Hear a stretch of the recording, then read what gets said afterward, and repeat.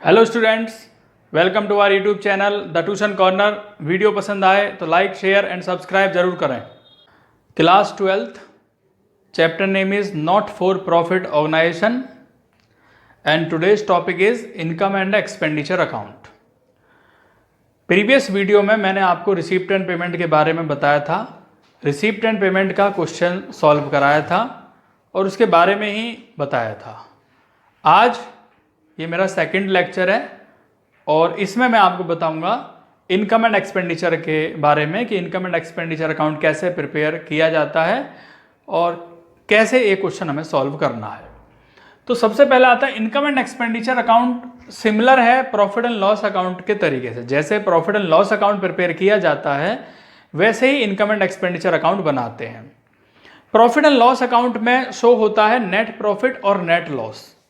अगर हमारा income side ज़्यादा है लॉस से, अगर इनकम ज़्यादा है एक्सपेंसेस से तो प्रॉफिट होता है। ऐसे ही यहाँ पर अगर हमारी इनकम ज़्यादा है एक्सपेंडिचर से तो सरप्लस होगा, और दूसरी तरफ अगर हमारे एक्सपेंसेस ज़्यादा हैं एक्सपेंडिचर ज़्यादा है इनकम से तो डेफिसिट होगा।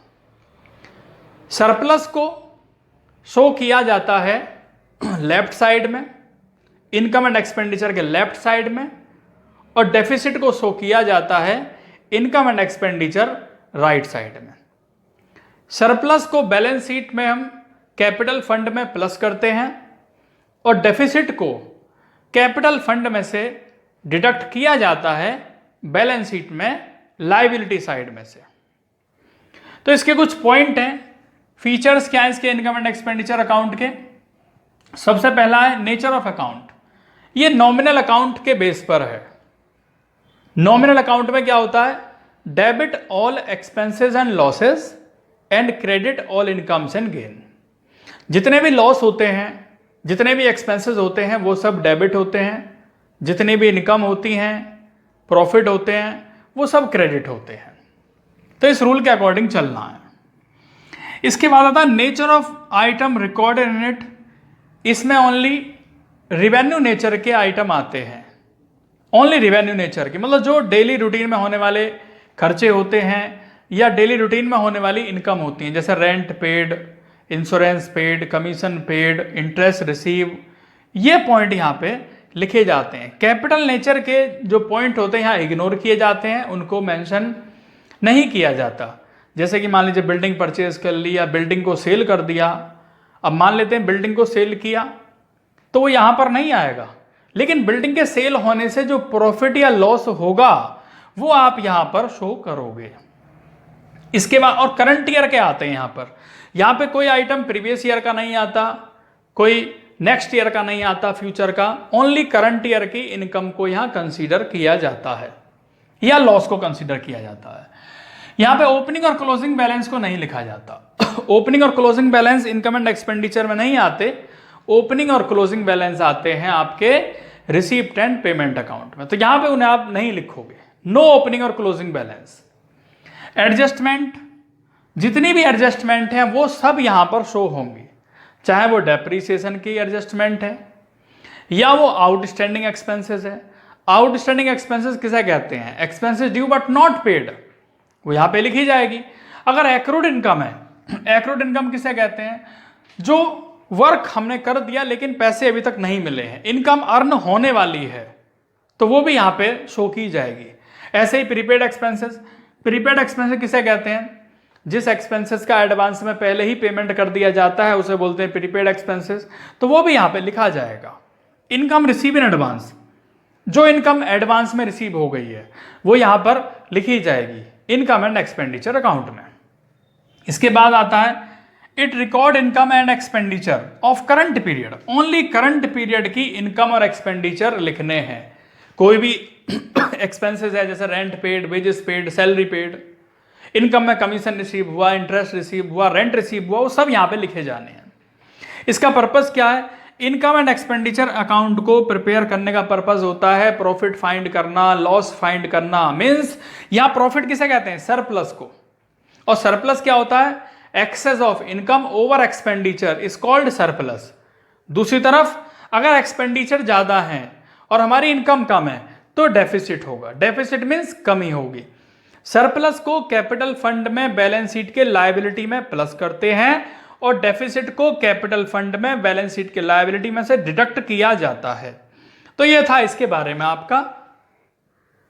अब स्टार्ट करते हैं क्वेश्चन जो मैंने आपको अभी बताया। इनकम एंड एक्सपेंडिचर के बेस पर यह क्वेश्चन है और इसमें आपको करना है income and expenditure account prepare करना है जो प्रॉफिट एंड लॉस अकाउंट के तरीके से प्रिपेयर किया जाता है। फॉर्मेट इसका बहुत सिंपल है। एक्सपेंडिचर और left side means debit side, amount income और अमाउंट ये क्रेडिट साइड है। तो क्रेडिट साइड में आपको इनकम लिखनी है और यहाँ पर जो इनकम और एक्सपेंसेस लिखे जाएंगे वो ओनली करंट ईयर के लिखे जाएंगे, प्रीवियस ईयर के नहीं लिखे जाएंगे और जो नेक्स्ट ईयर होगा उसके नहीं लिखे जाएंगे। तो स्टार्ट करते हैं रिसिप्ट साइड से। रिसिप्ट में आप देख रहे हैं सबसे पहले बच्चों कैश इन हैंड ये लिखा हुआ है तो यहाँ पर नहीं आता है।